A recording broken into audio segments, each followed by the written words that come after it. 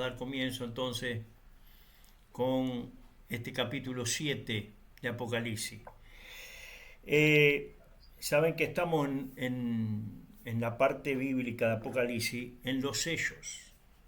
Hemos estado viendo los sellos. Ustedes saben que son 6 sellos, 7 en realidad, pero que hay 6 sellos en el capítulo 6 y que viene entonces una suspensión. Es como que suspende el seguimiento de los sellos, que hablamos que los sellos era parte de descubrir, el novio descubre su ketubá y ahí está lo que él va a probar a la novia, su lealtad y todo lo que hemos estado exponiendo.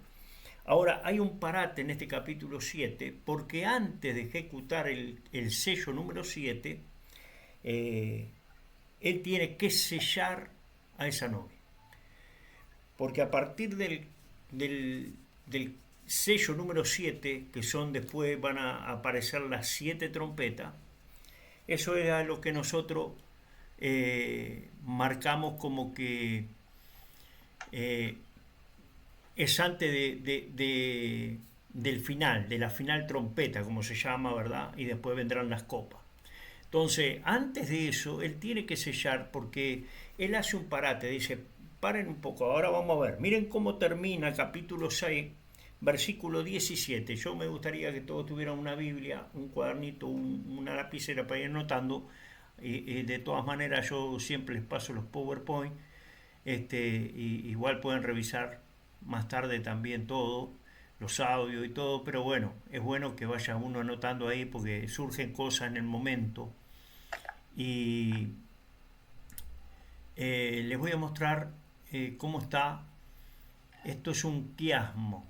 Un quiasmo es la estructura de Apocalipsis, como está escrito Apocalipsis.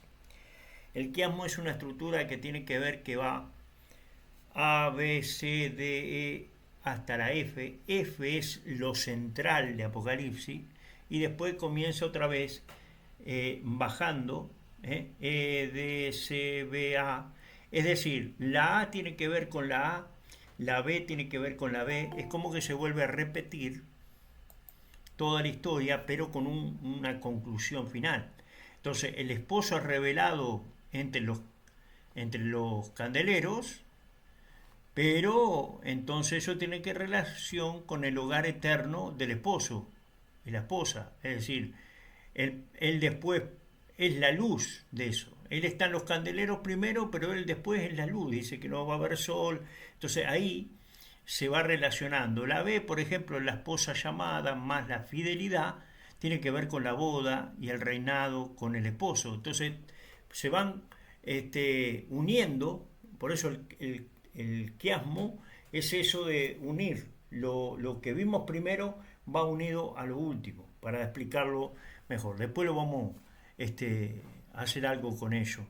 Pero lo importante de este capítulo, eh, de este capítulo 7, acá yo les estoy mostrando lo que hablamos el otro día, en la última clase, cuando la novia borda, ¿verdad?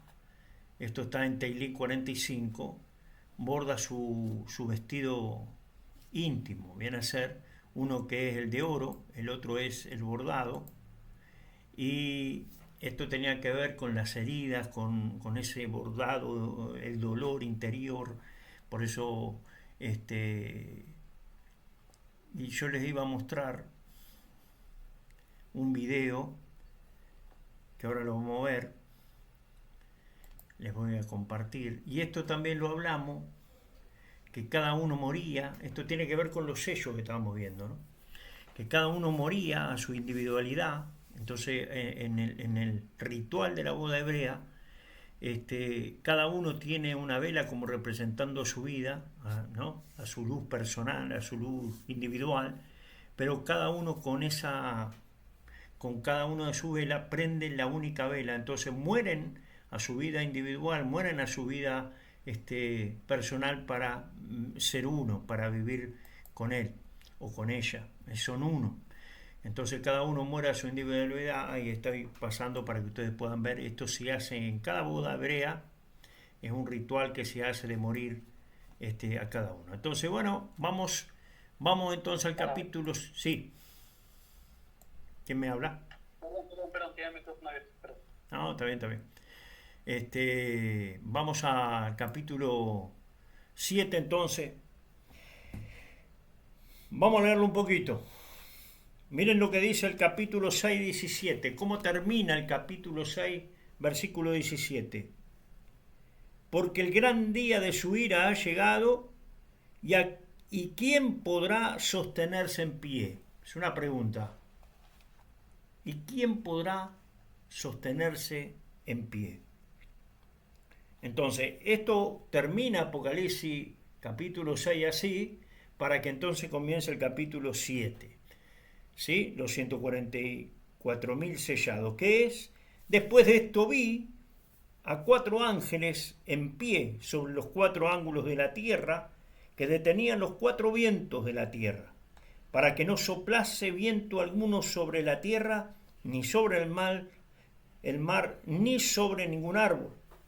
Vi también a otro ángel que subía de donde sale el sol y tenía el sello del Dios vivo, y clamó a gran voz a los 4 ángeles a quienes se les había dado el poder de hacer daño a la tierra y al mar, diciendo: no hagáis daño a la tierra, ni al mar, ni a los árboles, hasta que hayamos sellado en sus frentes a los siervos de nuestro Dios.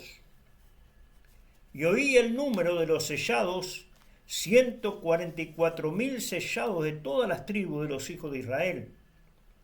De la tribu de Dan, 12.000 sellados. De la tribu de Rubén, 12.000 sellados.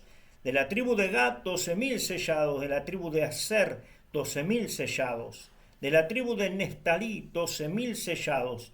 De la tribu de Manasés, 12.000 sellados. De la tribu de Simeón, 12.000 sellados. De la tribu de Leví, 12.000 sellados. De la tribu de Isaacar, 12.000 sellados. Y de la tribu de Zabulón, 12.000 sellados. De la tribu de José, 12.000 sellados. De la tribu de Benjamín, 12.000 sellados. Después de esto, miré, y aquí una gran multitud, la cual nadie podía contar, de toda nación, tribu, pueblo y lengua, que estaban delante del trono en la presencia del Cordero, vestidos de ropas blancas y con palmas en las manos. Y clamaban a gran voz diciendo: la salvación pertenece a nuestro Dios, que está sentado en el trono, y al Cordero, y a todos los ángeles estaban en pie alrededor del trono y de los ancianos y de los 4 seres vivientes, y se postraron sobre su rostro delante del trono y adoraron a Dios, diciendo: amén. La bendición y la gloria y la sabiduría y la acción de gracia y la honra y el poder, la fortaleza sean nuestro Dios por los siglos de los siglos. Amén. Entonces uno de los ancianos habló diciéndome: estos que están vestidos de ropas blancas, ¿quiénes son y de dónde han venido? Yo dije: Señor, tú lo sabes. Y él me dijo: estos son los que han salido de la gran tribulación y han lavado sus ropas y las han emblanquecido en la sangre del Cordero, porque esto están delante del trono de Dios y le sirven día y noche en su templo. Y el que está sentado sobre el trono extenderá su tabernáculo sobre ellos. Ya no tendrán hambre ni sed, y el sol no caerá más sobre ellos, ni el calor alguno. Porque el Cordero que está en medio del trono los pastoreará y los guiará a fuentes de agua de vida, y Dios enjugará toda lágrima de los ojos de ellos.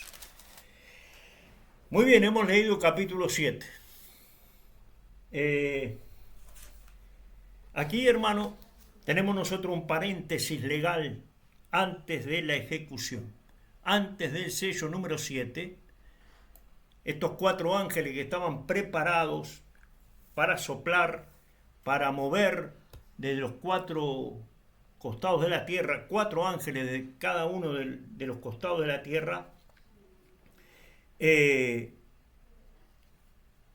acá hay un anuncio público que comienza con el sello 6 y hay un procedimiento interno obligatorio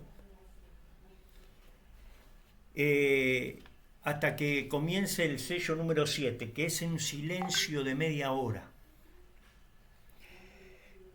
Si habláramos de la fiesta, hermano, nosotros cuando hablamos de sello, como ya lo hemos dicho, estamos hablando de aquel saludo que siempre se hace en Yom Kippur, que sea sellado, que sea inscrito. Entonces estamos en un periodo, hermano, que hemos empezado a abrir los libros, como él abre su ketubá y comienza a probar a su esposa, en ese periodo de Yom Teruah, ¿sí? Cuando es coronado el rey, cuando es digno de ser coronado y él ahí toma el contrato y empieza a abrir, porque él es el único digno, como lo vimos en el capítulo 5, empieza a desarrollar los sellos, ¿verdad? Y él aquí comienza esos 10 días, ¿verdad? Que son desde Yom Teruah hasta Yom Kippur. Son días donde vos te tenés que arrepentir, te tenés que poner a cuenta, ¿verdad? Esos son los tiempos que todos los años, por eso cuando se hacen las fiestas es lo que hacemos un ensayo de la fiesta. Es apropiarnos de la fiesta, ensayar, porque esto va a tener lugar un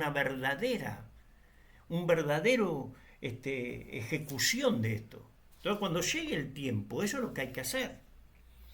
Y va a llegar después, en este sello número 7, el silencio, ¿verdad? Como dice Habacuc 2:20, el Eterno está en su santo templo, calle delante de él toda la tierra. Dice que hubo silencio media hora, 30 minutos. El silencio, ¿qué viene a significar? Hay una deliberación judicial. Mire, cuando nosotros estamos en Yom Kippur, ahí se va a dar la sentencia. Ahí va a haber sentencia. Y salir de la sentencia después, a los 5 días, comenzaría Sukkot. Esto ya lo sabemos. Ahora, este periodo donde está la sentencia, hermano, y en ese Yom Kippur, hay un silencio. Hay un silencio porque, claro, ¿cómo sabes cuál será la sentencia? Si los decretos se van a anular, si los decretos se van a cumplir. Entonces hay una sentencia. Los 4 ángeles detenidos a los vientos, en 7.1, detenían a los 4 vientos de la tierra. Hay 4 ángeles que detienen vientos. Vientos, rujot, espíritu, rujot, fuerza de juicio, ejecución de la sentencia. Ahí es cuando se va a decretar la sentencia. Pero antes de que se decrete la sentencia, ¿sí? Ahí es cuando él dice, paren, todavía no ejecuten sentencia. Tengo que primero sellar, es decir, tengo el Yom Kippur para sellar a los míos. Jeremías 41:36 dice, traeré sobre Elam los 4 vientos. Es decir, Juan lo que está viendo, ya lo había visto Jeremías, capítulo 49, versículo 36. Y hay 4 vientos, ¿sí? Y que Jeremías recibe del Señor diciendo, traeré sobre Elam los 4 vientos. Es decir, la sentencia ya existe. Hay una sentencia que ya está, pero la ejecución se detiene. En Bet Din, el juicio en un Bet Din, no se ejecuta sentencia si falta la protección de los justos. ¿Sí? Por eso es que una de las pruebas de que el juicio contra Yeshua fue injusto, que no hubo certeza ahí, es porque no había una protección para un justo.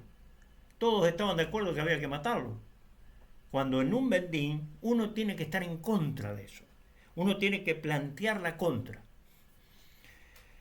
Y les dice, no dañes la tierra. Hay una orden judicial directa. Apocalipsis 7:3 dice, hasta que hayamos sellado. Esto es una orden de suspensión, similar a Ezequiel capítulo 9. Si usted tiene su Biblia y va a Ezequiel capítulo 9, es donde nosotros vamos a ver que allí se selló, pero tiene que prestar atención al relato, ¿sí? Es una marca en la frente. Entonces hay un juicio solo después del sello. Y si usted tiene capítulo 9 de Ezequiel, dice: clama a mis oídos con gran voz diciendo: los verdugos de la ciudad han llegado y cada uno trae en su mano su instrumento para destruir. Y aquí que 6 varones venían del camino a la puerta de arriba que mira hacia el norte, y cada uno traía en su mano su instrumento para destruir. Y entre ellos había un varón vestido de lino, el cual traía a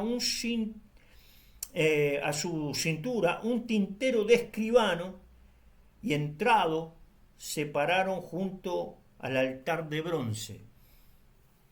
Y la gloria de Elohim de Israel se elevó de encima del querubín, sobre la cual había estado en el umbral de la casa, y llamó Yuhei Bajei al varón vestido de lino que tenía en su cintura un tintero de escribano, y le dijo: pasa por medio de la ciudad, por medio de Jerusalén, y ponles una señal en la frente a los hombres que gimen y que claman a causa de todas las abominaciones que se hacen en medio de ella.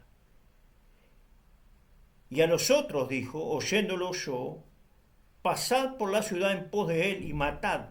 No perdone vuestro ojo ni tengas misericordia. Matad a viejos, jóvenes, vírgenes, niños, mujeres, hasta que no quede ninguno, pero a todo aquel sobre el cual hubiere señal, no os acercaréis, y comenzaréis por mi santuario. Comenzaron pues desde los varones ancianos que estaban delante del templo, y les dijo: contaminad la casa y llenad los atrios de muertos, salid.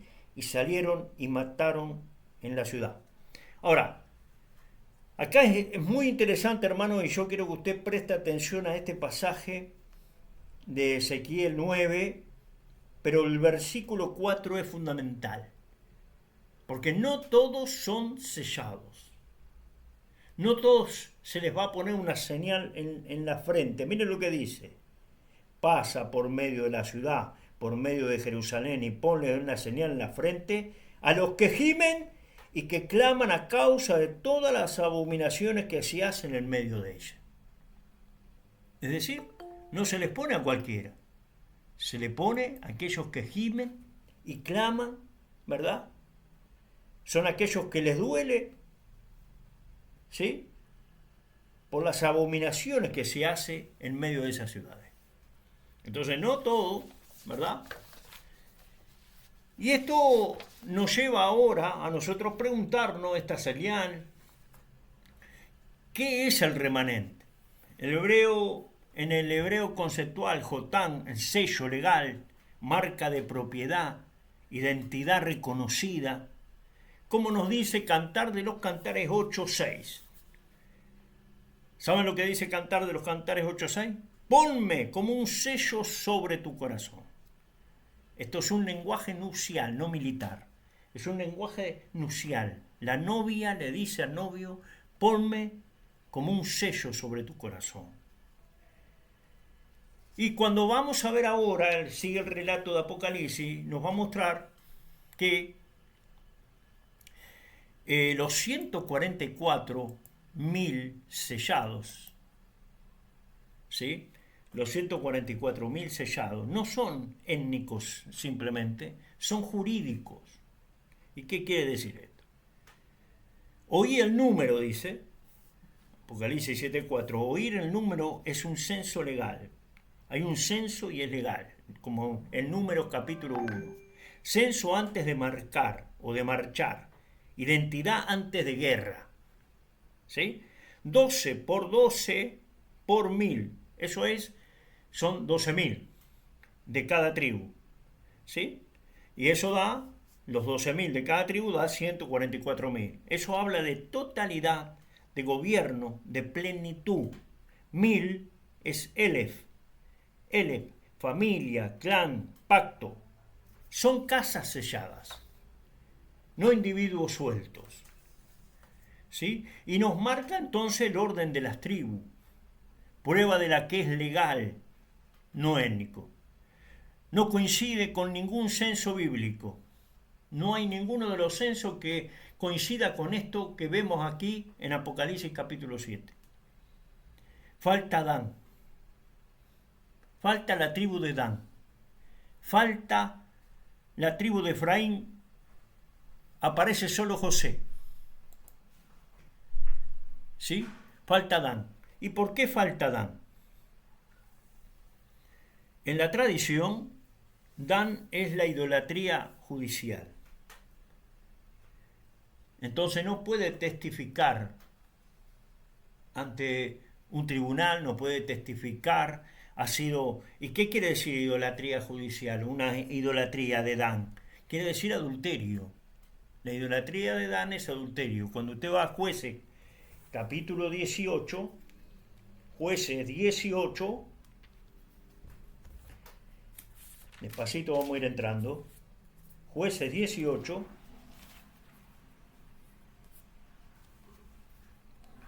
dice Micaía y los hombres de Dan, ¿sí? Ahí usted tiene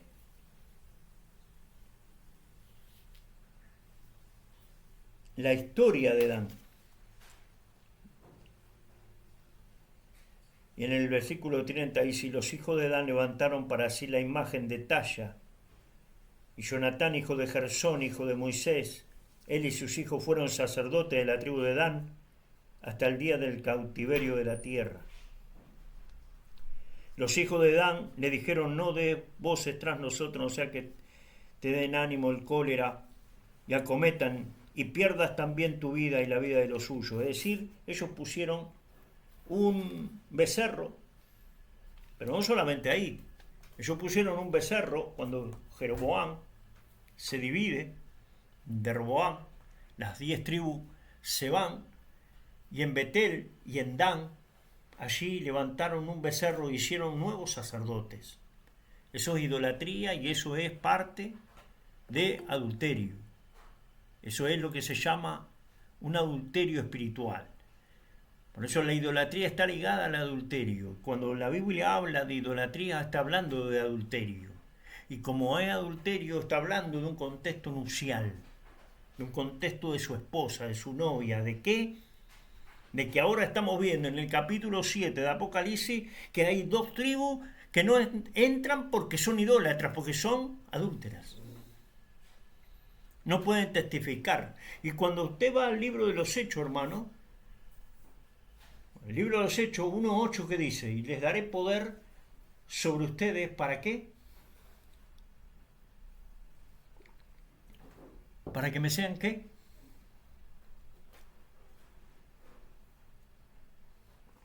Testigos, para que sean testigos. Testigos. Muy bien. Para que sean testigos. Ahora, testigo, hermano, Rubén no puede ser. No puede ser testigo. Rubén no puede ser, tampoco puede ser testigo. En Oseas 4:17, miren lo que dice. Efraín está unido a los ídolos. Entonces lo que está pasando aquí es que se está purificando el registro. Vamos a sellar, pero no se puede sellar lo que todavía no está reparado. Lo que todavía no está arreglado no se puede sellar. Lo que todavía no está limpio no se puede sellar. Entonces hay que purificar el registro. Esta, la gran multitud, ¿sí?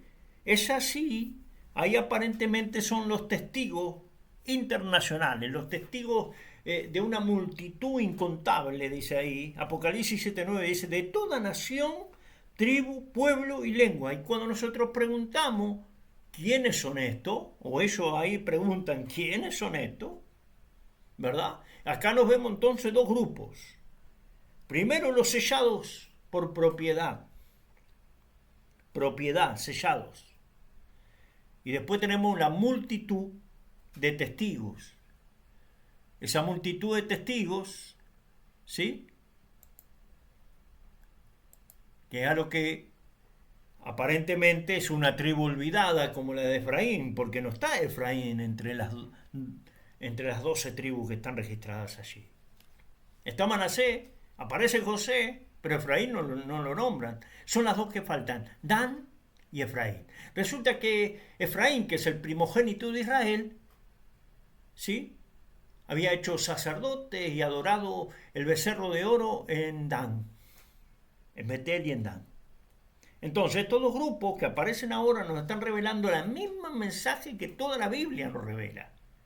Esta mujer adúltera que era, ¿verdad?, que ahora, después, se había sido dispersada entre todas las naciones, entre todos los pueblos, entre toda lengua, ahí se habían ido. Ahora las ves venir. Juan dice, ¿y estos quiénes son? Le pregunta al anciano. Y si tú lo sabes, dice. Estos son, vuélvalo a leer, Apocalipsis 7, versículo 9 en adelante, dice, pueblos, lenguas, que estaban delante del trono y en la presencia del Cordero, vestidos de ropas blancas, con palmas en las manos. Ellos ya están yendo, ¿verdad?, al Sukkot. Ellos están ya yendo a lo que va a ser la boda. Ellos están yendo a esa fiesta final, ¿sí?, después del Yom Kippur, después de la sentencia. Clamaban a gran voz diciendo, la salvación pertenece a nuestro Dios que está sentado en el trono y al Cordero. Y todos los ángeles estaban en pie alrededor del trono. Pero más adelante, en el 13, dice, entonces uno de los ancianos habló diciéndome, estos que están vestidos de ropas blancas, ¿quiénes son y de dónde han venido? Y tú lo sabes. Y él me dijo, estos son los que han salido de la gran tribulación y han lavado su ropa y las han emblanquecido en la sangre del Cordero. Ahora, cuando Rubén estaba dándolas para allá, viendo la vida de José, cuando cuando Jacob cruza sus manos, ¿verdad? Y bueno, primero le pregunta, ¿y estos quiénes son? ¿Quiénes son? Son los hijos de una egipcia, son los hijos de José, es el Efraín que iba a ser multitud de naciones, multitud, ¿verdad?, peces. Y estos son los que ahora tenemos aquí, que los vemos en el capítulo 7. Deuteronomio 19:15 dice, 2 o más testigos confirman el caso. Entonces, tiene que haber 2 testigos, ¿verdad?, que eso después vamos a ver más adelante, los 2 testigos.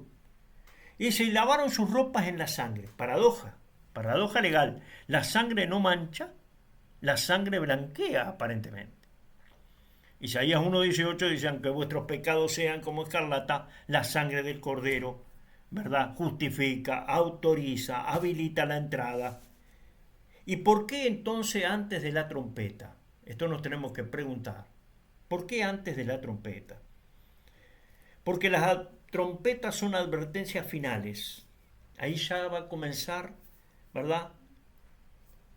Ya no se advierte a quién le pertenece, se le va a empezar a advertir a todos los demás. Por eso después de ahí vamos a empezar a ver plagas y cosas. Es como volvemos al Éxodo, ¿verdad?, cuando él ya protege en Gosén a su pueblo y va a caer, ¿verdad?, en Egipto algunas cosas que vamos a volver a ver en Apocalipsis.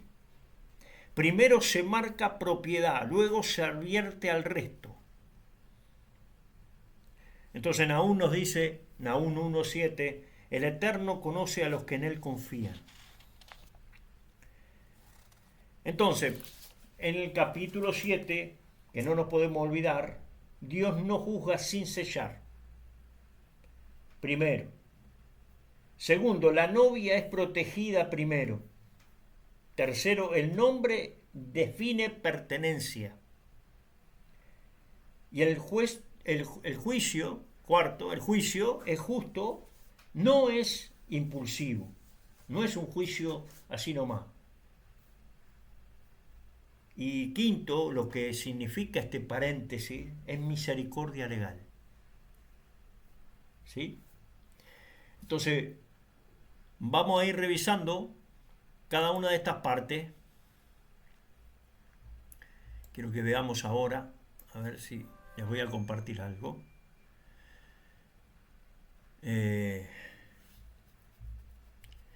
Lo que es la tribu de Dan, hermanos, es la tribu no reparada, es decir, no desaparece por odio Dan, perdón, sino por idolatría no sanada.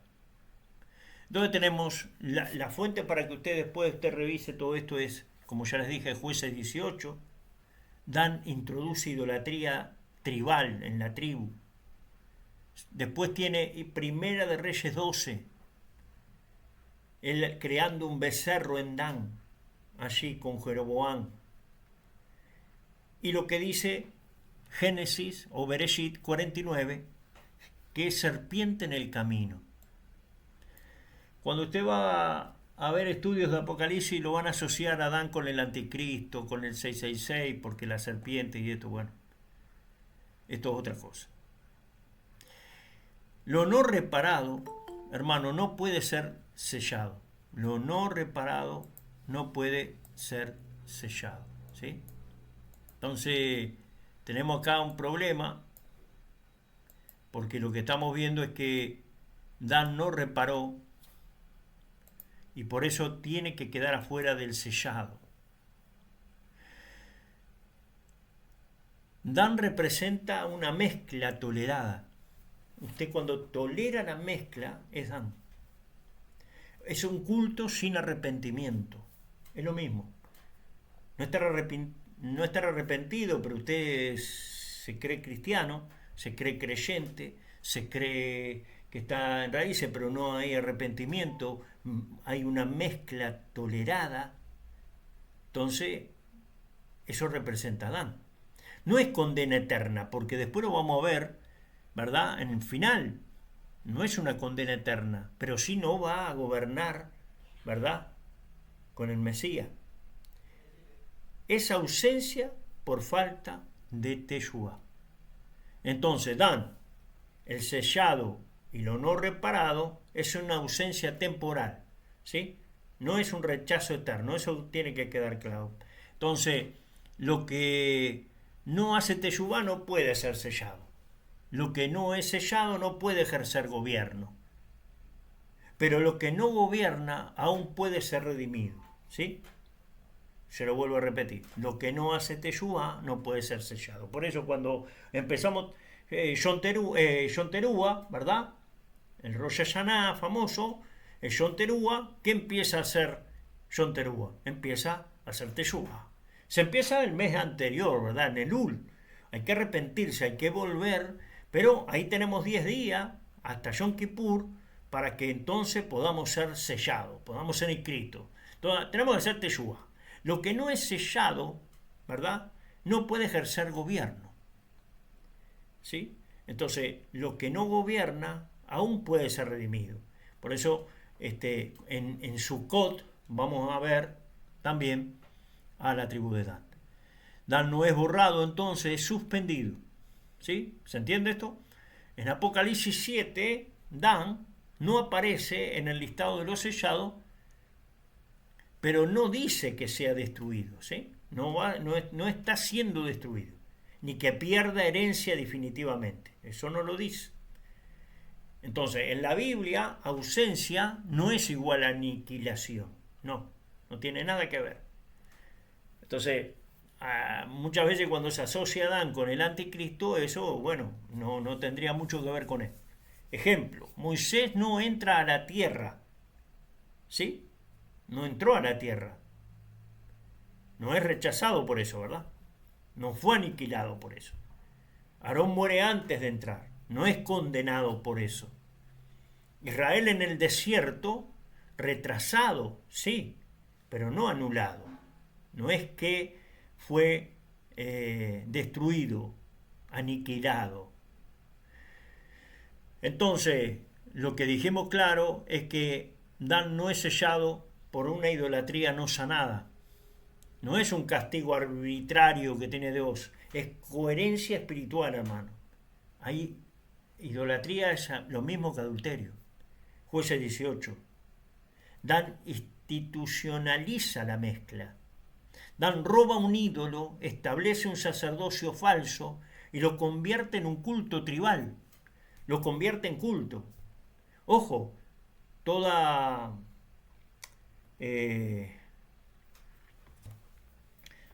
todo parecido, bueno, hoy vemos esto. Un ídolo establece un sacerdocio falso, lo convierte en un culto. Jueces 18:30, si usted lo quiere leer, dice, y los hijos de Dan levantaron para sí la imagen de tallada, una imagen. No fue un desliz, eso no fue un desliz, fue una estructura religiosa alternativa, hermano. Ellos querían suplantar a Jerusalén. Por eso hicieron en Dan y en Betel un culto, un lugar de reunión. Ya no subir más a Jerusalén. ¿Sí? Entonces, Primera de Reyes 12 dice que Dan, como centro oficial de idolatría nacional, Jeroboam pone un becerro en Betel y en Dan. Dan se vuelve culto funcional sin Jerusalén, sin arrepentimiento. Esto es grave, ¿verdad? ¿Por qué? ¿Por qué es grave que haga un culto funcional sin Jerusalén, sin arrepentimiento? Ellos siguen adorando, tienen sacerdocio, ¿verdad? Cantan, hacen todo. Pero, ¿por qué es grave? Porque no niega a Yuhei Bajei, no lo está negando, lo redefine, lo hace otro. Ojo, cuidado, el cristianismo ha hecho eso. ¿Sí? Pero como es una estructura religiosa, ¿verdad? Sin Jerusalén, ¿no es cierto? No lo niegan, pero lo redefine. Dan como serpiente en el camino, nos habla Bereshit. Es decir, hermano, esa es la idolatría más peligrosa, la que usa el nombre correcto con el corazón equivocado. ¿Se entiende? Usa un nombre correcto pero con el corazón equivocado. Eso es idolatría más peligrosa. Esto es lo que hacía Dan. Entonces no es que Dan no está por nada. Es grave lo que hizo Dan. Génesis 49 nos dice que Dan como serpiente en el camino. 49:17 dice, Dan será serpiente junto al camino. El lenguaje profético nos habla de que la serpiente es astucia religiosa. Camino es senda del pacto. Dan no se pone frontalmente, pero hace tropezar al que va en el camino. Entonces, el sellado, hermano, el sellado no es salvación. Ojo, el sellado no es salvación, es acreditación. Esto es fundamental. En Apocalipsis 7 no se está hablando de salvación ahí, es acreditación.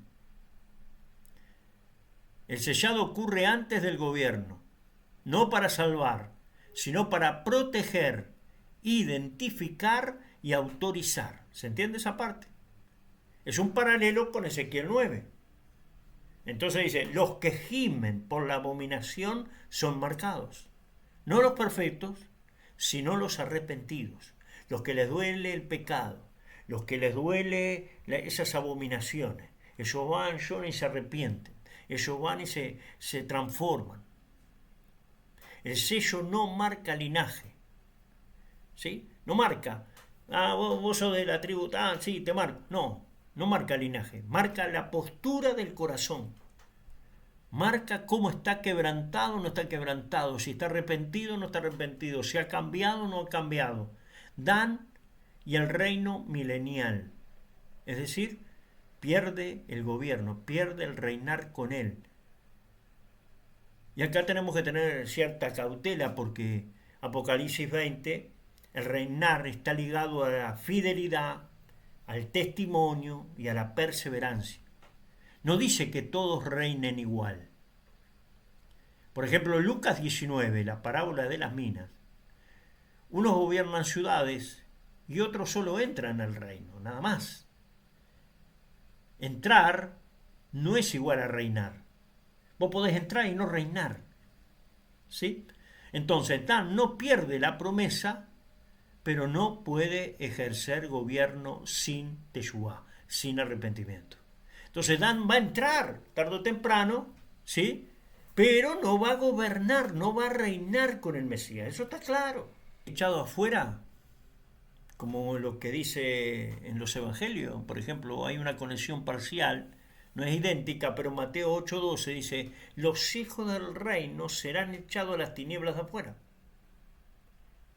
¿Qué quiere decir? En el contexto, cercanía sin obediencia, pertenencia sin transformación.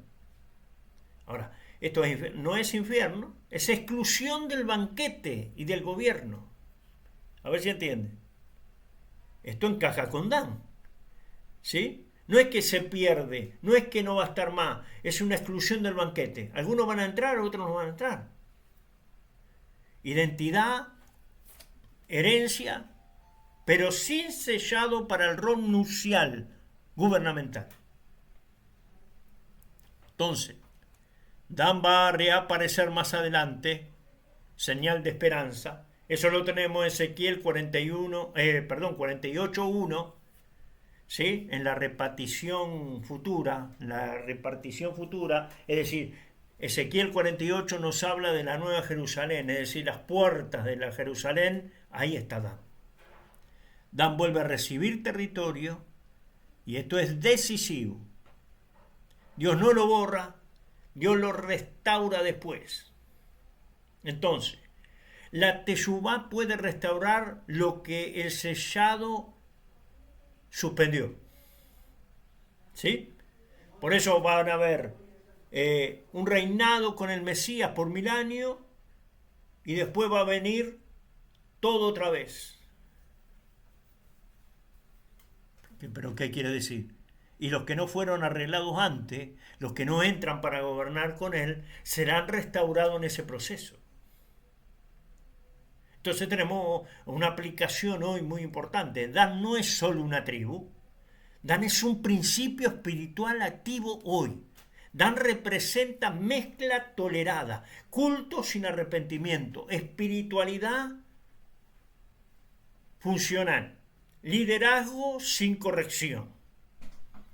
¿Sí? No se trata de pecados visibles quizás, sino de prácticas no examinadas a la luz del pacto. Es decir, como en cualquier matrimonio humano, no es solamente el pecado externo, eso que se ve, ¿sí? Es algo mucho más delicado, quizá una mirada, un pensamiento, Esto no se predica para asustar, ¿verdad? Claramente, sino para despertar, hermano. Dios no excluye por debilidad, sino por resistencia a la sanidad, al arrepentimiento. Dan no cae por error, sino por permanencia en lo no reparado. Él no quería reparar, él no quería arrepentirse, él no estaba arrepentido de eso. Entonces podemos ver que Dan no desaparece, se detiene hasta que el corazón vuelva, ¿verdad? Hasta que él haga teshuvá. El sello, hermano, no castiga, simplemente no puede ponerse sobre lo no sanado. ¿Se entiende? Es decir, no se le puede poner un sello donde hay un papel roto, no se le puede poner un sello donde eso va a estar desquebrajado, el sello va a desaparecer. No, tiene que sanar eso, tiene que estar bien la base, ¿verdad? Donde es el sello se va a poner. Como no está arreglado todavía, no se puede poner el sello. No todo el que le pertenece está listo para gobernar. Eso se tiene que entender. Entonces, si Dan no aparece en el capítulo 7 es porque el sellado es santo y Dios no sella para cubrir idolatría. Pero sí, Dan aparece en Ezequiel, ¿verdad? Ahí Rubén me da un lindo, dice, no se puede poner remiendo nuevo sobre lo viejo, ¿verdad? Ahí está escribiendo nuestro hermano. Pero entonces la gracia espera la teshuvá. Esto es lo que quiere decir. Entonces, después tenemos, si quieren, después algunas ilustraciones en cuanto a esto, ¿verdad? Por ejemplo, en un injerto que aún sangra, ¿verdad?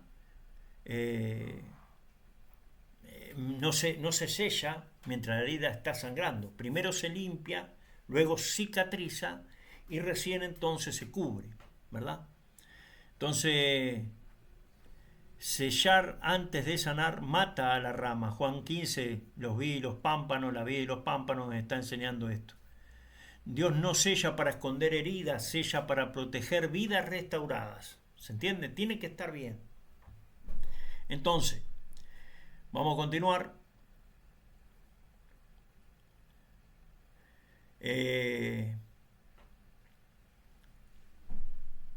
Claro, el vino nuevo no eres viejo. Muy bien, es así. Y esto de las tinieblas de afuera, hermano, que es muy probable que tenemos alguien que quiso entrar en la fiesta, que quiso entrar sin la ropa adecuada, sin el vestido adecuado, fue tirado afuera. Y estas tinieblas de afuera que muchas veces se habla, ¿verdad? No son un calabozo. Son la sala de espera de lo que aún no está listo para el banquete. Sencillo. El problema no es el afuera, sino que el corazón aún no puede sostener la luz de adentro. ¿Se entiende? Tiene que estar afuera porque usted no puede recibir la luz todavía. Usted no es un vaso adecuado para entrar. Entonces el problema no es el afuera, que hay oscuridad. Es que justamente usted no puede recibir luz. Tiene que estar afuera. Esa es el contexto de esta parte. Entonces, por ejemplo, una ilustración para esto puede ser que un padre preparó un anillo para su hijo mayor. El hijo volvió, pero con la mano infectada. El padre no retiró el anillo, lo guardó y dijo: sana primero y el anillo sigue siendo tuyo. Entonces, que quede claro, Dios no sana gente enferma, no sella grietas, la sana. El sello no tapa heridas, confirma sanidad. El retraso del sello es prueba de amor, no de rechazo. Te tiene misericordia, hermano. Dan no fue excluido, fue esperado. Lo tuvieron en pausa, ¿sí?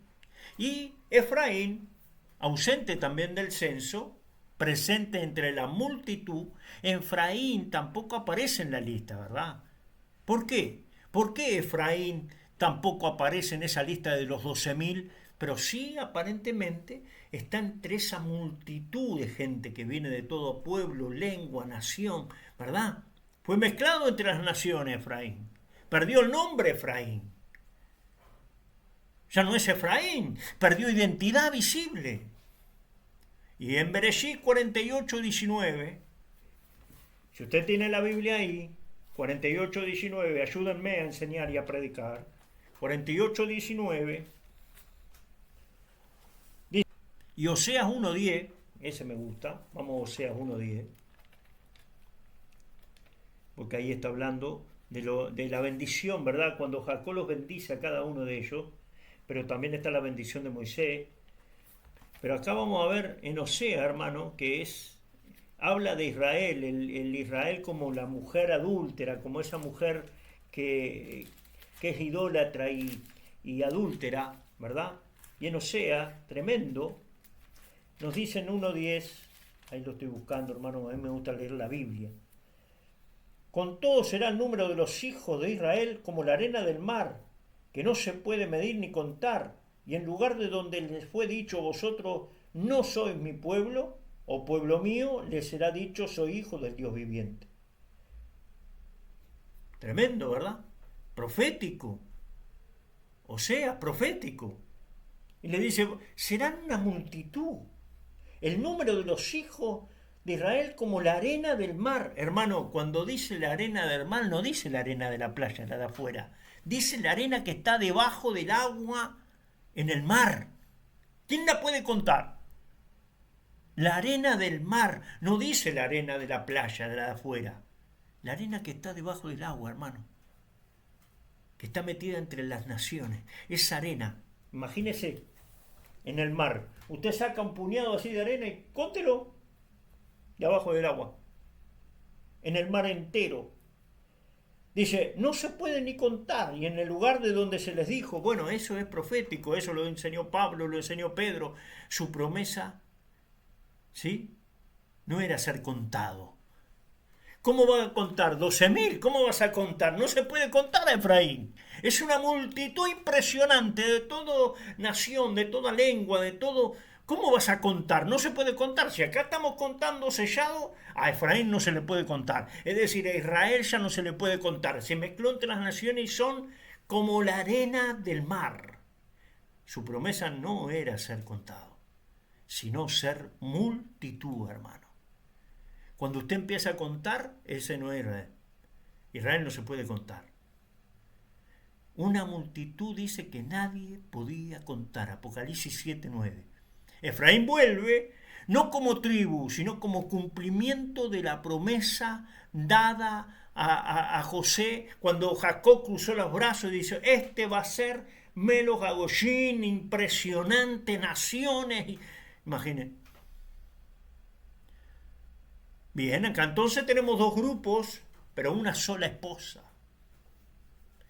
No son dos pueblos, no son dos planes, son un mismo pueblo restaurado de dos direcciones distintas. Es una misma esposa, ¿sí? 144.000 es el orden del pacto. La multitud es la plenitud de la promesa. ¿Para quién iba Pablo? Para esta plenitud de la promesa. Cuando entra en la plenitud dice, ahí es otra cosa. Oseas 2. Si tienen Oseas 2, nos va a hablar de todo eso. Isaías 54, una sola esposa. Ahí abrió un micrófono a alguien.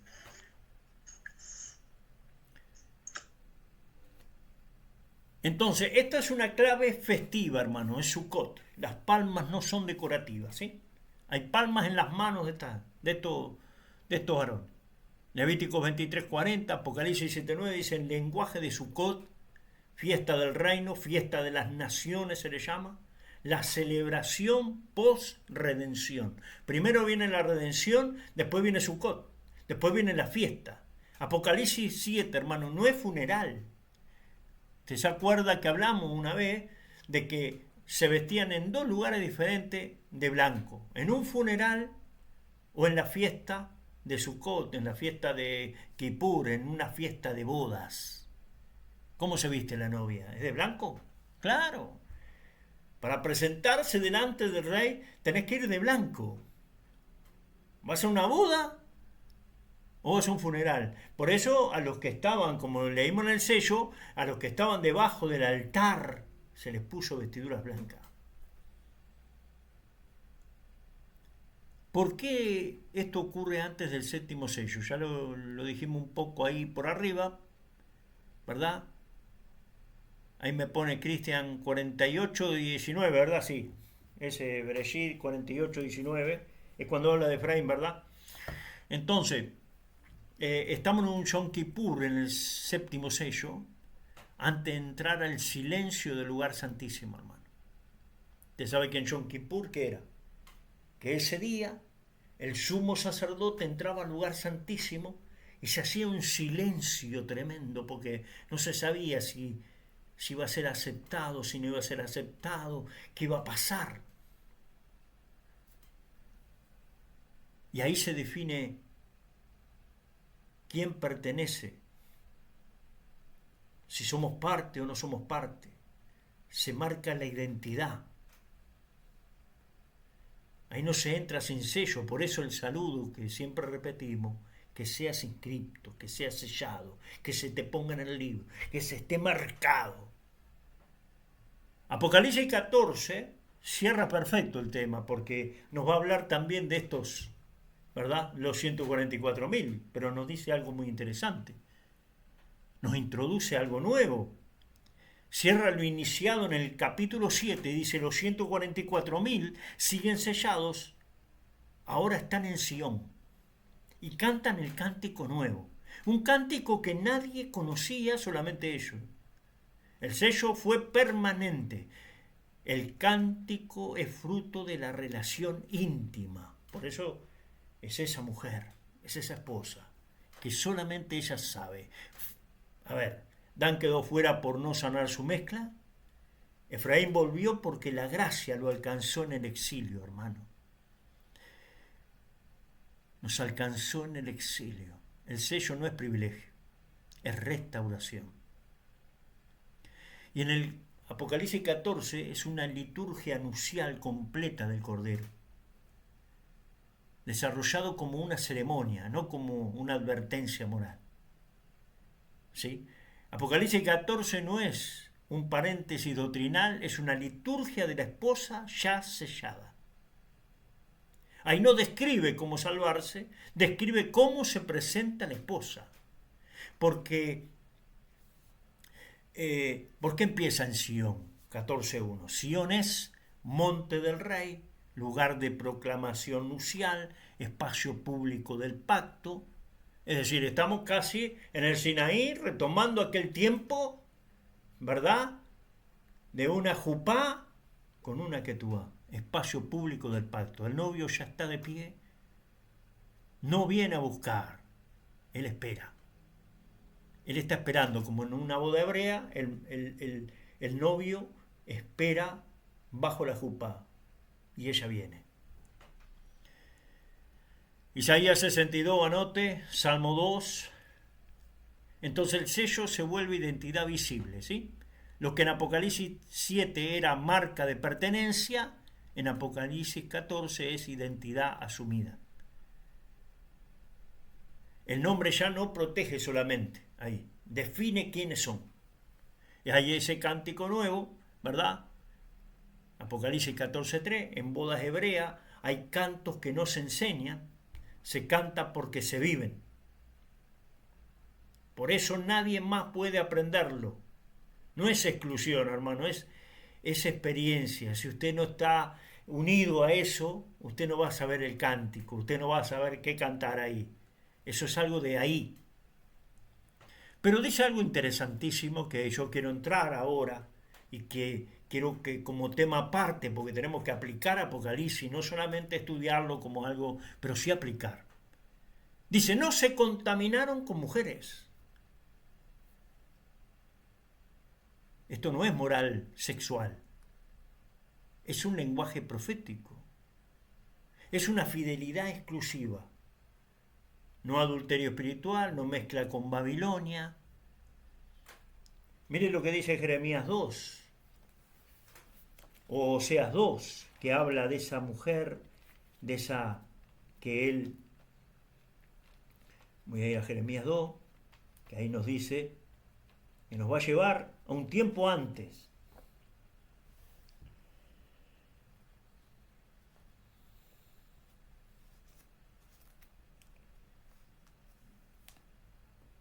Anda y clama a los oídos de Jerusalén, diciendo, así dice el Eterno, me he acordado de ti, de la fidelidad de tu juventud, del amor de tu desposorio, cuando andabas en pos de mí en el desierto, en tierra no sembrada. Santo eres Israel, Ayuj Bajei, primicia de sus nuevos frutos. Todos los que le devoraban eran culpables. Mal venía sobre ellos, dice el Eterno. La esposa, esta que no volvió atrás, ¿sí? Acá nos va a hablar que estos 144.000 no se contaminaron con mujeres. Y la pregunta obligada que tenemos que hacer es que, porque entonces serán vírgenes porque no se habían contaminado con mujeres. Es decir, ¿esto es literal? ¿Son hombres vírgenes? ¿O son solo hombres y son mujeres también? ¿O son solo mujeres o solo hombres? Ahora, todos vírgenes. ¿Lo tenemos que tomar como que no tuvieron una mujer? ¿Acaso entonces quiere decir que tener una mujer contaminarse? Porque dice, no se contaminaron con mujeres. Pero lo dice en plural, mire, no se contaminaron con mujeres. Quiere decir que casarse no es contaminarse con mujeres, ¿verdad? Porque si más, el mandamiento dice, casate y multiplicate, ¿sí? Procreá, dale. Entonces, no es algo literal. Y dice, y siguen al Cordero donde quiera que va. Acá hay un lenguaje matrimonial como el que le estamos dando a Apocalipsis, ¿verdad? Deja la casa, cambia apellido, caminar tras el esposo. Génesis 24, Rebeca que se va con Isaac, allá. Entonces, no le preceden, no lo corrigen, lo siguen. Lo siguen. La primicia, ¿verdad? Apocalipsis 14:4 dice primicia, lo primero, lo mejor, lo entero. La esposa no es rescatada, es ofrecida. Los 3 anuncios de los ángeles, hermano, no son amenazas sueltas, son invitación, divorcio de Babilonia y advertencia contra la falsa marca. Que ahora vamos a ver la diferencia entre lo que es el sello y una marca. La diferencia entre qué es ser una señal, un sello y una marca. Es un lenguaje legal de la boda y la separación. Entonces, no es destrucción, es una recolección lo que está pasando, ¿sí? ¿Verdad lo que dice Cristian? La mujer en estado de unidad impurifica. Muy bien, Cristian, muy bien.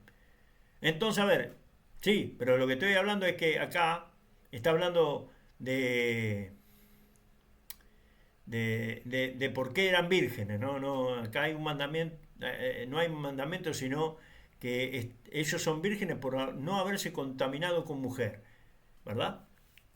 Dice, son vírgenes. Entonces, ahora vamos a entrar ahí, vamos a entrar.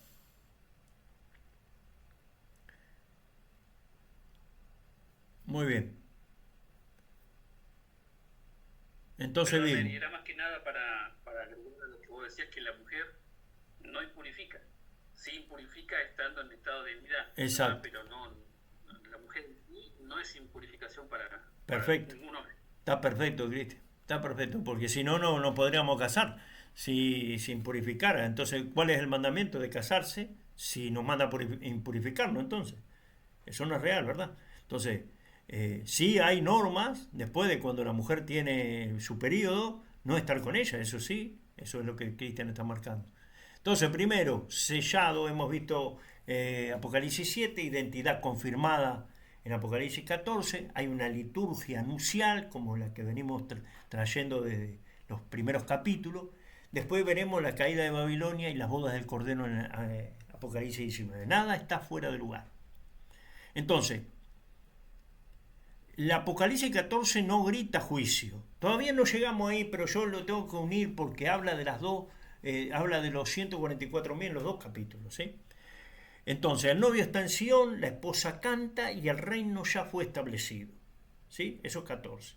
La clave, ¿verdad? Aquí tengo que hablar, hermanos, de entonces, que para mí es lo que parece acá, de estos vírgenes, de vírgenes porque no han contaminado con mujeres. Estamos hablando de un ministerio, podemos llamarle los eunucos. Y el eunuco no es el que no toca. El eunuco fiel es el que no se apropia de lo que le pertenece al rey. Y eso lo cambia todo. Y en un periodo o en un proceso de boda, en un proceso de desposorio, hermano, esto lo cambia todo. Y lo vamos a ver en Esther, en el libro de Esther, la preparación sin posesión. Se está preparando la novia, pero no la poseen a la novia. Los eunucos preparan a la novia, la cuidan, la perfuman, pero no la toman, no la tocan. No porque el cuerpo sea malo, sino porque ella no les pertenece. Esto es lo que exactamente Pablo dice en 2 de Corintios 11:2. Lo celo con celo de Dios, como una novia preparada para su marido. Él no se pone de marido, él no dice que es mía, él no dice eso. Dice, lo celo como un eunuco espiritual. Y Pablo dice, no se presenta como esposo ni como dueño, sino como guardián de la virginidad nupcial de la comunidad. Tienes que llegar a ser virgen. Y te lo está diciendo Pablo. Dice, mire, lo celo con celo de Dios como una virgen. Preparada para su rey. Preparada para su esposo, para su marido. No estoy diciendo que usted no está casado. Estoy diciendo que usted tiene que ser virgen. No se tiene que contaminar con otras mujeres. ¿Qué quiere hablar de eso? Apocalipsis nos da el contexto.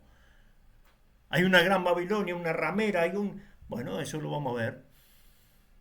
El lenguaje de Shomer, amigo del novio, el eunuco del palacio. Y Yeshua nos habló, Mateo 19, dice, los eunucos por el reino. No es una orden de ascetismo, no es una orden ascética, ni una ética sexual universal. Es un lenguaje de consagración exclusiva. No todo me está permitido porque no todo me pertenece. Apocalipsis 14:4, leído correctamente, dice, no se contaminaron con mujeres, significa, no se mezclaron con Babilonia, no negociaron lealtades, no vendieron su identidad, no tocaron lo que era del rey. Por eso son llamados vírgenes. Aunque muchos hayan estado casados, hayan tenido familia, historia, vida, la virginidad aquí es de pacto, no de biología. Mire, les voy a compartir, voy a dejar de compartir lo que estoy compartiendo y les voy a compartir. Pero primero, a ver, miren esto.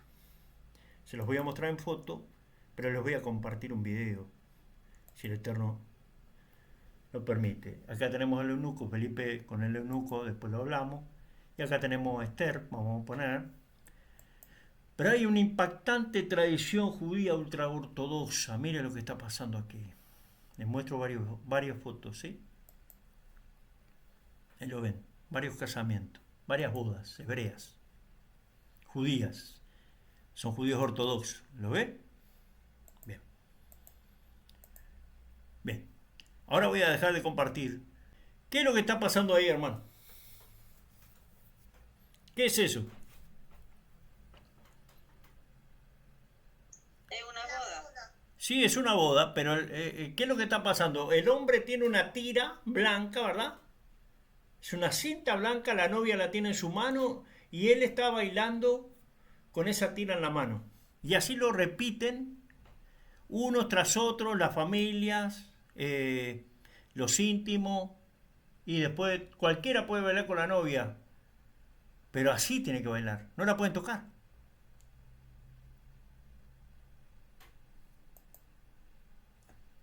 No la pueden tocar para poder escuchar bien. Y ahí ustedes van a ver cómo los íntimos y los que no son íntimos, el único que la va a tocar va a ser el esposo. Ustedes van a ver. Miren, ahí está. Ese es el esposo. Es el único que la puede tocar. ¿Se da cuenta? Los demás tienen que hacerlo a través de... Les dejo de compartir ahora. Cuéntenme si ya lo sabían, lo conocían o no lo conocían. Es una tradición para no tocar a la novia. Vos podés danzar con ella y no la podés tocar. Esto tiene que ver con el eunuco, hermano. Esto tiene que ver con esa relación de eunuco. Con un ministerio que es no degradar a la novia, no tocar lo que no es tuyo. ¿Se entiende esa parte o no? ¿Qué les parece?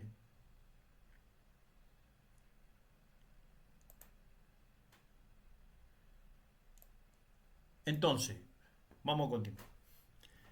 Vamos a continuar porque quiero hablar un poquito de esto, que es muy importante, hermano, y es muy necesario para lo que nosotros...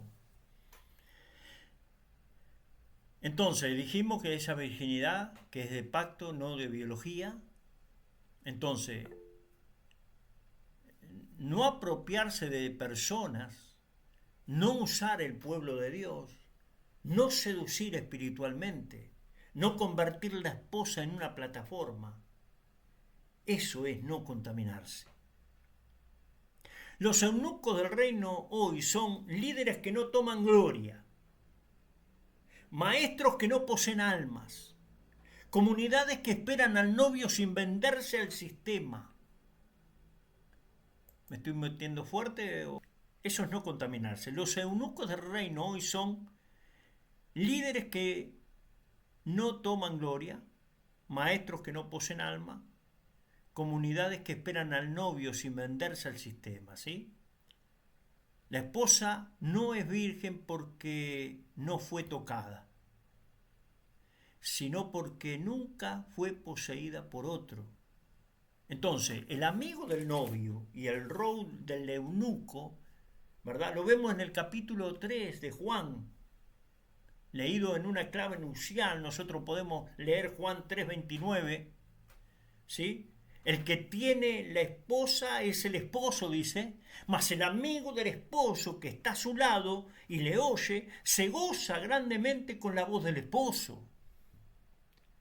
Juan no está improvisando una imagen bonita, está usando un rol social perfectamente conocido en el mundo judío, hermano. La esposa del esposo no se toca, el esposo, a ver, es como se dice en la jerga común, mundana hoy aquí, la esposa de mi amigo tiene bigote y barba.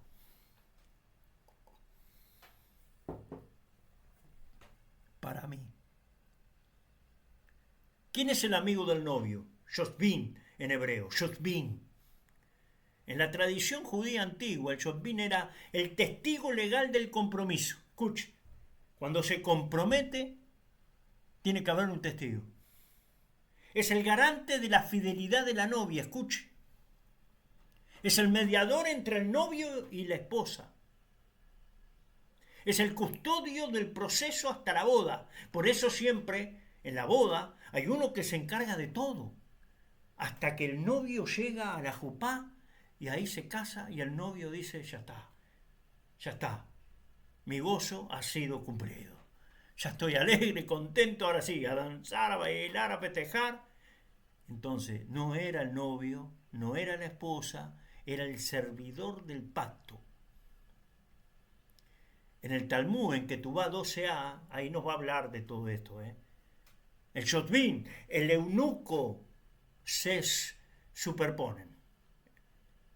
En palacios reales como en el Ester, el Shotbin y el eunuco cumplían funciones similares.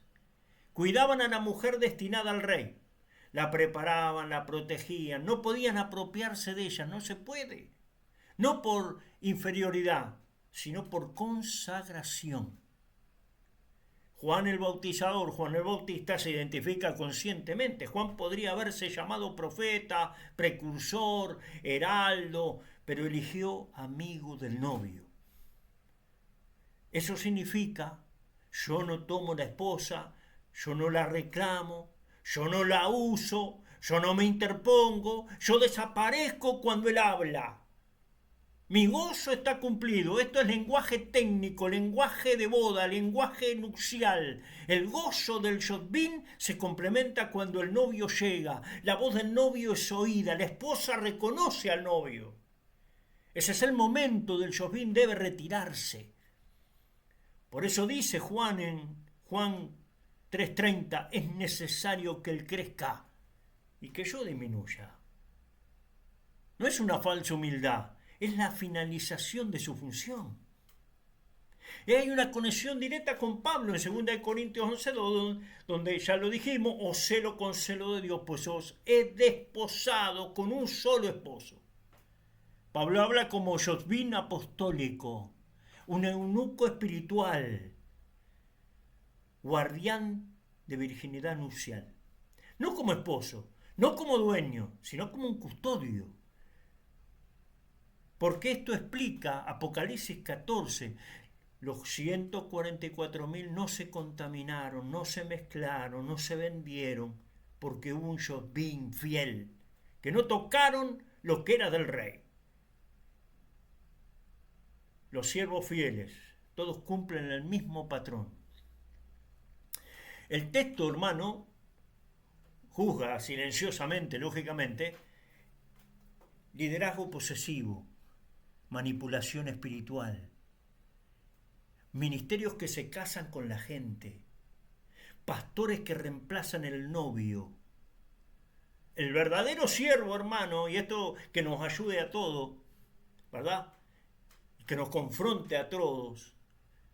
El verdadero siervo prepara, señala y luego se corre. Y luego se corre. ¿Sí? El amigo del novio no busca ser amado por la esposa, sino alegrarse cuando ella escucha otra voz, la voz del esposo. ¿Se entiende? Todo ministerio que no sabe desaparecer todavía no entendió la boda hebrea, todavía no entendió la boda, no sabe para qué está. Es el Josbín que falla. Cuando el guardián se convierte en un falso esposo, es como la Babilonia, como un ministerio usurpador, que lo veremos. El rol correcto del Josbín es no posee, no reclama, no recibe honra, no sustituye la voz del novio. Su gozo es oír otra voz y retirarse. Cuando ese límite se rompe, ocurre algo grave. El pecado específico, hermano, del Josbín que falla, no es inmoralidad sexual necesariamente. Es algo más sutil y más peligroso. Es apropiación espiritual de la esposa. Se manifiesta cuando el siervo habla en lugar del novio, se convierte en mediador permanente, exige lealtad personal, administra acceso a Dios como si fuera el dueño. Eso en lenguaje profético es adulterio espiritual. Babilonia, hermano, en Apocalipsis no es primero política, es nupcial. Apocalipsis 17:5 dice la madre de las rameras. Antes de ser imperio, es una mujer falsa, es esposa usurpadora, es liderazgo que se sentó donde no debía. Babilonia no espera al novio, Babilonia se casa con el poder. Jeremías y Ezequiel nos van a hablar de pastores que toman a la esposa. Jeremías 23, anótelo. O Ezequiel 34, anótelo y léalo. ¿Qué dice de esos que no son buenos? 23 del 9 en adelante, Jeremías dice, denuncian los pastores, los falsos profetas, ¿verdad? Ahí hay falsos profetas. Y en Ezequiel 34 habla de los pastores que hacen con las ovejas, ¿verdad? Entonces Dios no acusa solo errores doctrinales, solo mala administración. Acusa que se apacientan a sí mismos, hermano. Que toman lo que no es de ellos. El lenguaje nupcial, tomar para sí. Se alimentan de la esposa, la usan como recurso. En Osea, alguien... ya estoy, a ver qué me dicen, qué me están diciendo. Neri, también hay un pasaje, una profecía, sí. No recuerdo en qué libro está, que dice que los pastores ensucian el agua. Sí. Enturbian el agua, y el agua es la enseñanza y la palabra y la corrección, ¿no? Sería. Sí, señor, exacto. Bueno, vamos profundizando ahí. Oseas, Oseas, el error o el horror del falso esposo. Oseas 2:5 dice, iré tras mis amantes que me van a dar mi pan y mi agua, que me dan. La esposa cree que su sustento viene de otros, su identidad depende de otros. Ese es el éxito del falso Shosbin. Ese es el éxito del falso profeta, del falso pastor. El eunuco fiel es una diferencia abismal con el eunuco caído, con el eunuco falso. El eunuco fiel, entonces, dijimos que prepara, cuida, espera y después desaparece. El eunuco, ¿verdad? Falso, caído, se enamora del rol, disfruta de la dependencia, retiene información, teme perder autoridad. El primero sirve al rey, el segundo usurpa al rey.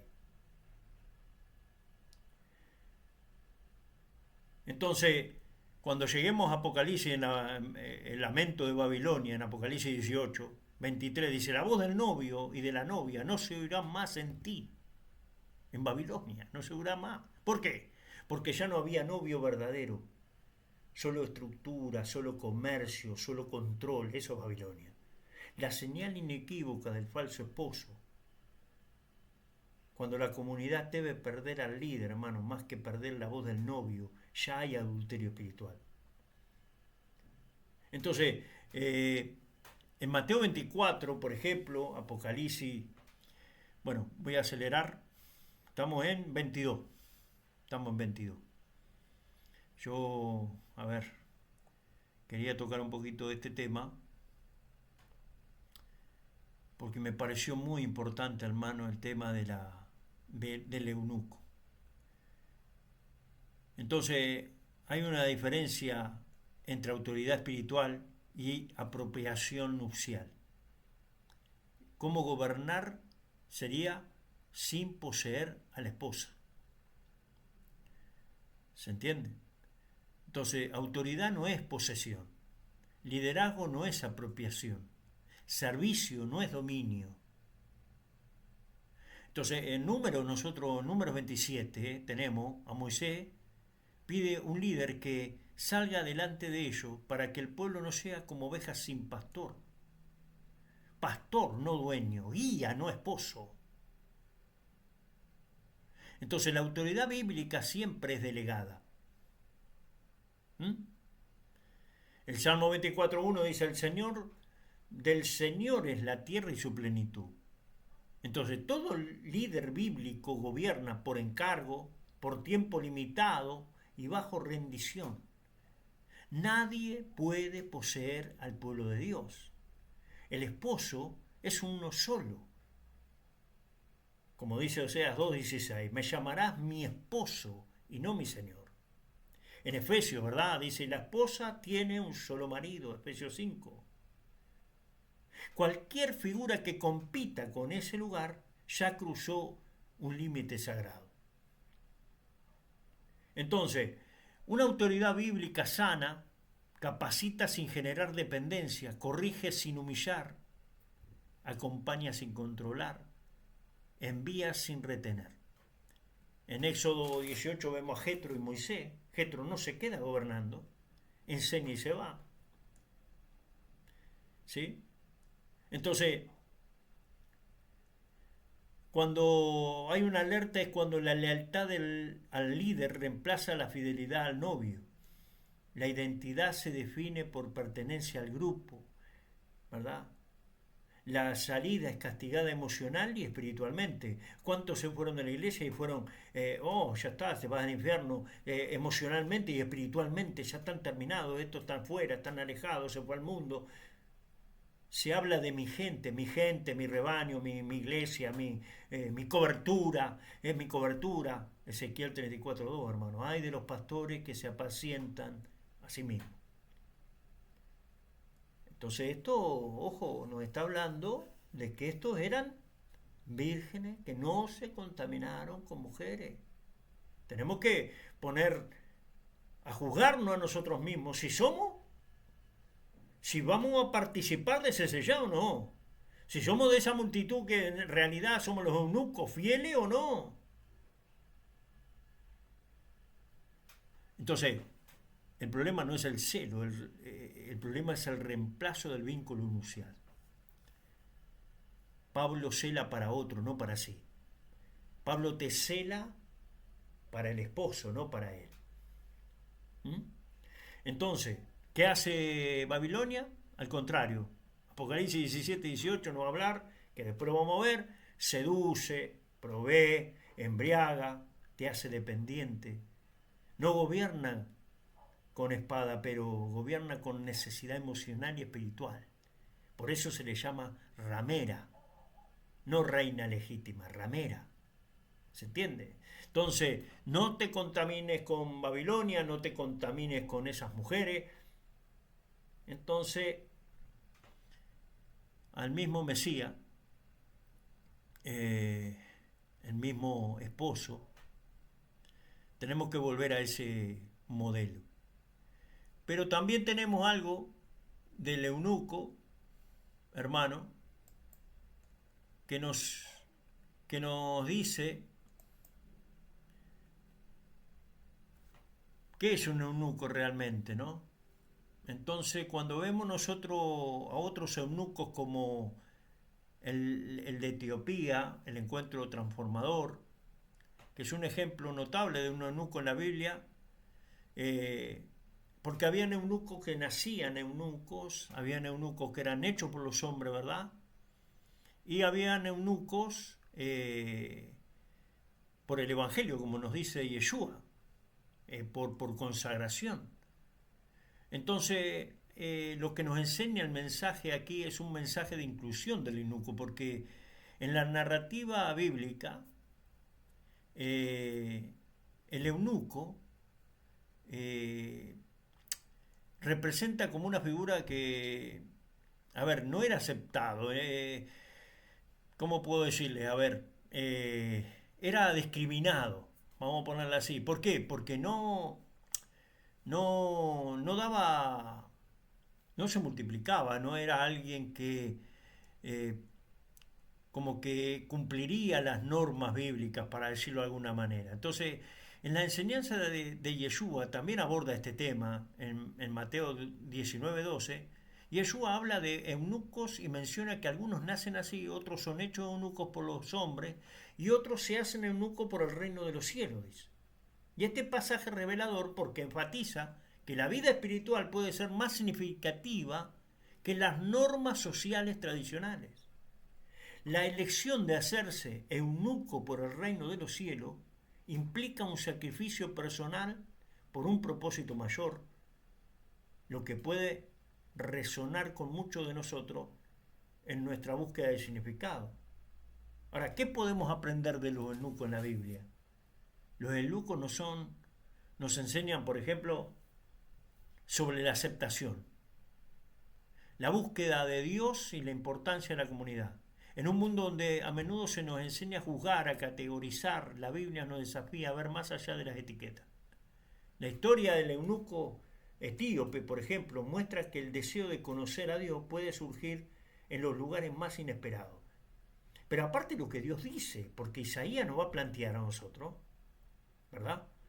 Nos va a plantear en Isaías 56, si usted abre ese pasaje, dice que Él se iba a ocupar.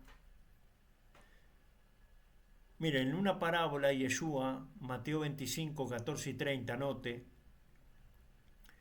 dice que se nos habla de un hombre que se prepara para un viaje y confía sus talentos a su siervo. Uno de ellos es descrito como un eunuco y recibe un solo talento. Y al regresar el hombre descubre que este eunuco no ha hecho nada con el talento que le fue confiado.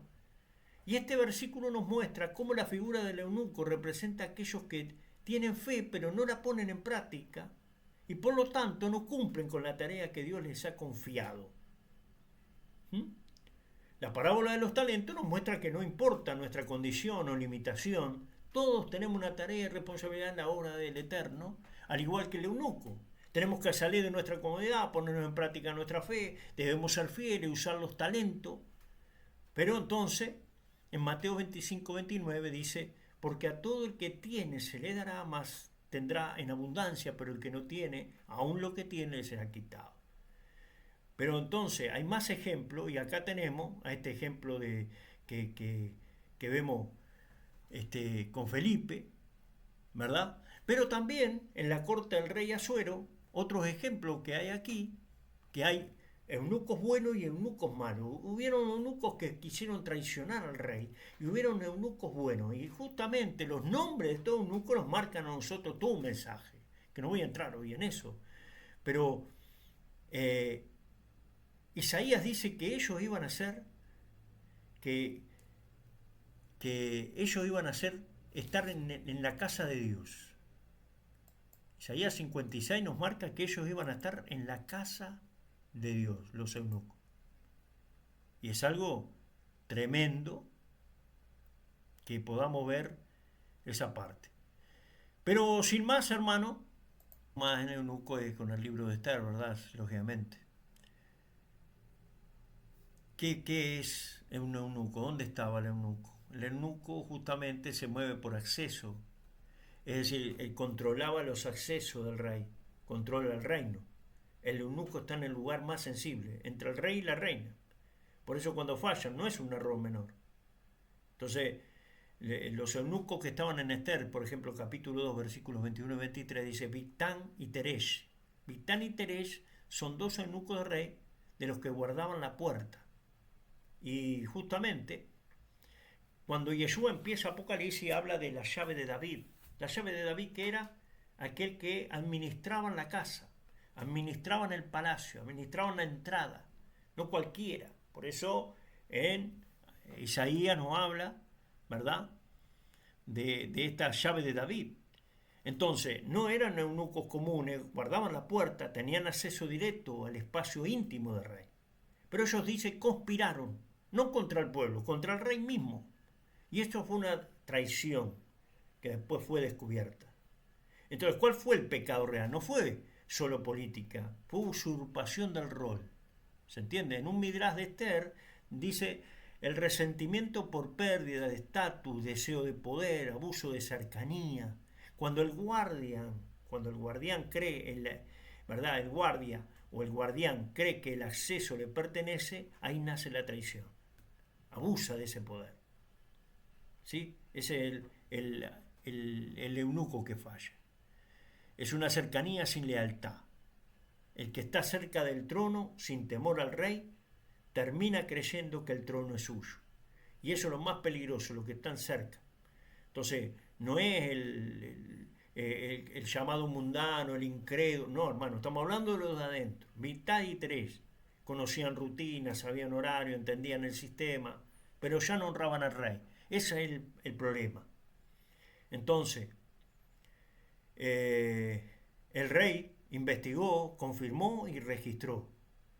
El rey no olvida, aunque parezca esperar, porque esos nombres son Bigtán, tiene una raíz con la palabra traición, engaño, y Teresh, el otro, está asociado al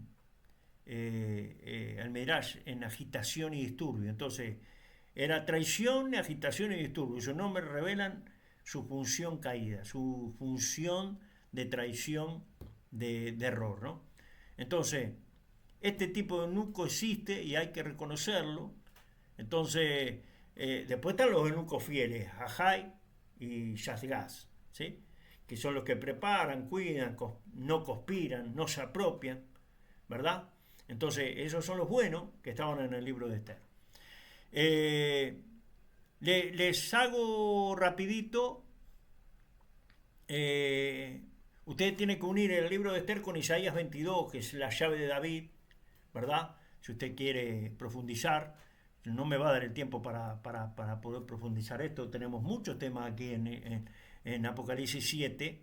Entonces, esta llave de David retoma en Isaías, ¿verdad?, que ahí hay uno que usurpó el lugar y Isaías se lo quería devolver a quien le correspondía, porque era el fiel que tiene que estar guardando el acceso, guardando la casa, guardando el lugar con la llave de David. Entonces, voy a ir a la diferencia entre la marca, rapidito. Diferencia, hermano, entre lo que es el sello, ¿verdad? Y la marca. ¿Mm? La diferencia entre el sellado de Apocalipsis 7 y la marca de Apocalipsis 13. Entonces, cumplen funciones distintas. Primero, para decir algo muy importante. El sello protege e identifica. La marca posee y explota. Ambos usan un lenguaje de pertenencia, pero desde intenciones opuestas, son distintos. El sello viene de arriba, la marca se impone desde abajo. ¿Se entiende esa parte? El sello, Apocalipsis 7:3, dice, no hagáis daño hasta que hayamos sellado a los siervos de nuestro Dios. Eso viene de arriba. Característica, entonces, te puede poner, el sello viene del cielo, es previo al juicio, es misericordioso, es preventivo. La marca, Apocalipsis 13, 16, 17, que vamos a llegar después para tocar a profundidad, y hacía que a todos se les pusiese una marca. ¿Quién? La bestia. Bien, pero es de abajo eso. Entonces, ¿de dónde viene la característica? Viene del sistema. Cuando hablamos de bestia, hermano, de un sistema, viene del sistema, se impone, condiciona la supervivencia y es coercitiva. Uno espera, el otro fuerza. ¿Sí? El lugar, ¿dónde va a ser? En la frente versus mano. Esto es Torah pura, hermano.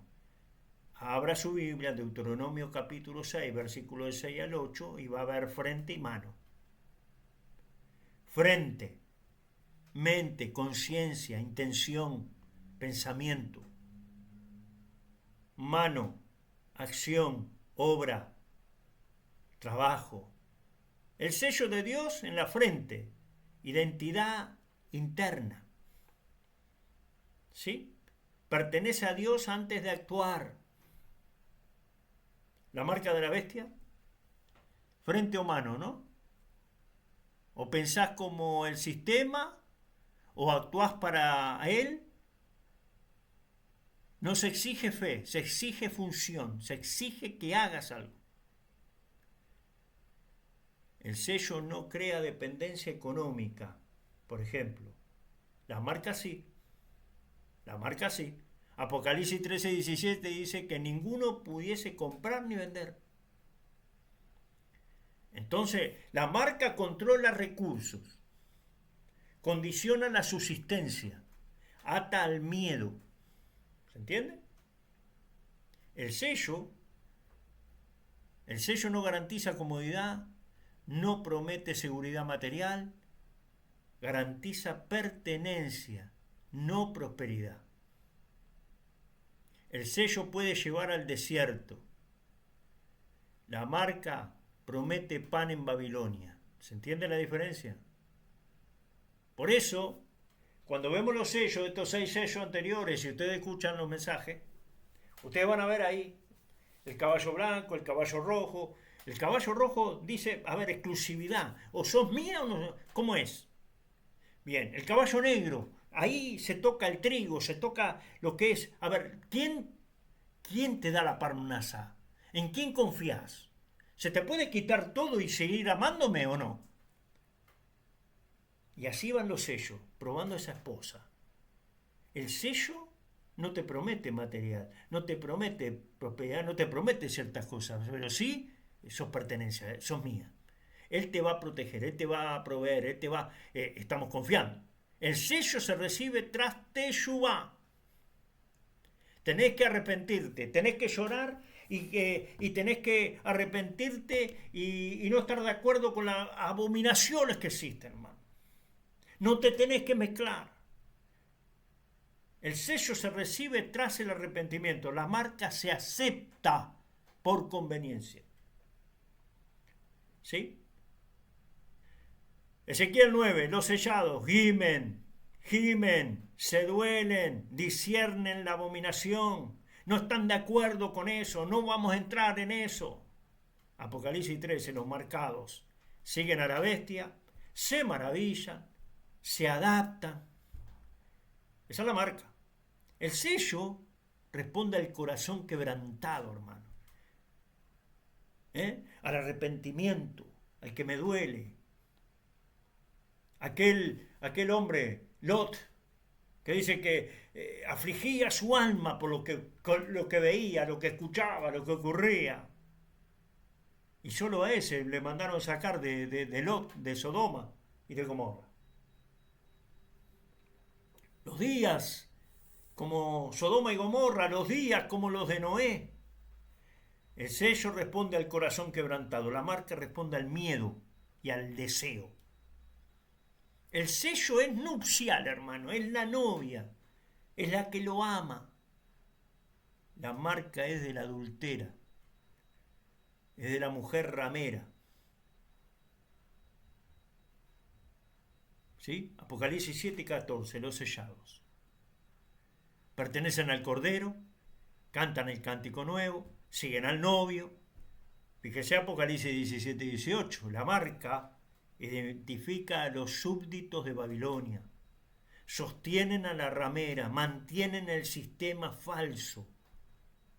El sello te prepara para la boda, la marca sostiene la prostitución espiritual. Es bien clara la diferencia. El sello no es visible, hermano. La marca sí. Aunque no siempre física, claro. ¿Se acuerdan? Venían los productos y las rayitas, y si no el chip, y si no, bueno, ¿y qué será la marca? ¿Y qué será ahora? Y capaz que ya que sé, el G5 y el otro, y muchas cosas. No, hermano. La escritura nunca describe color, forma, tecnología del sello, porque es espiritual, relacional, interno. Es espiritual la marca. Y fuiste sellado con el Ruach HaKodesh, el Espíritu. Relacional, porque somos uno, porque me aceptaste, porque vos sos la esposa, yo soy el novio, porque me amás, porque me... Vean, y es interno, es adentro, en el Espíritu. La marca, sí, es visible en resultados, se manifiesta en obediencia al sistema, se evidencia en lealtades prácticas, a quien le sos fiel.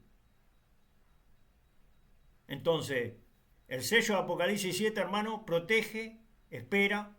La marca de Apocalipsis 13 controla, presiona. El sello de Apocalipsis 7 sana, es identidad, es para la novia, libertad interior, cantan, permanecen. La marca explota, son funciones, sistema, esclavitud, consumen, desaparecen. Esto no es solo futuro. Hoy, el sello se busca con teshuvá, fidelidad, discernimiento. Hoy, la marca comienza cuando acepto mezclar la verdad con comodidad. La marca comienza cuando cedo conciencia con estabilidad. La marca comienza cuando cambio intimidad por sistema. Cuando me da lo mismo. Cuando mezclo. Nadie, hermano, cae de golpe en la marca. Nadie. Se entrena lentamente. Como el sapito que lo van calentando con el agua, ¿no? El sello no te hace sobrevivir al sistema. Te hace libre de él. Te libera del sistema, hermano. Dios marca corazones. Dios marca corazones, hermano. Interior. Babilonia marca manos. El sello se recibe en silencio. La marca se firma en público. Vos la tenés que aceptar. Nadie te va a obligar, vos la querés. El cordero no compite con la bestia, hermano. Él no compite con la bestia, no compite con la ramera, no compite con nadie. Él espera que la esposa lo elija. Entonces, primer principio, el sello no se pide, se reconoce. Apocalipsis 7:3. Hasta que hayamos sellado a los siervos de nuestro Dios. El texto no dice los que lo pidieron, los más espirituales, los que sabían más. No, dice los siervos. El sello no es premio, es reconocimiento de pertenencia. Son aquellos que le siguen al Cordero por donde quiera que va, los que lo aman, los que tienen intimidad, los que se sientan con Él, los que hablan con Él, los que lo escuchan a Él. El sello se recibe antes del juicio, no después. Esto es misericordia pura. Apocalipsis 7 ocurre después del sello 6, en la conmoción. Hay un terremoto ahí antes del sello 7, del silencio del Yom Kippur. Dios asegura identidad antes de permitir sacudida. Cuando las cosas empiecen a pasar, o estás sellado, hermano. Pero ojo, el sello no te evita la prueba. El sello no te evita la prueba, el sello te evita perderte en ella. Ese es el modelo bíblico de Ezequiel 9. Ezequiel 9:4 dice, marcan la frente a los que gimen, claman por las abominaciones. Esto es clave. No marca a los perfectos, no marca a los militantes, marca a los sensibles. Marca a los que tienen un corazón quebrantado, humillado. El sello responde a conciencia despierta, no a rendimiento. Entonces, sensibilidad antes que pureza. Mucha gente se obsesiona con ¿soy digno? ¿Estoy listo? La Biblia pregunta otra cosa, hermano. ¿Todavía te duele lo que a Dios le duele? ¿Llorás con lo que Dios llora? ¿Amás lo que Él ama? ¿Odias lo que Él odia? Dan no fue excluido por debilidad, sino por habituación a la mezcla, hermano. Por conformarse con lo que ya el mundo se conforma, con el sistema se conforma. ¿Todavía discernís o ya justificás? Y ya no, bueno, ya no paso todo el tiempo. Pero tiene que ser teshuvá real, hermano, no culpa. Teshuvá real. Sentirse mal, prometer más esfuerzo, y eso no es teshuvá. Teshuvá es volver, desandar, reparar.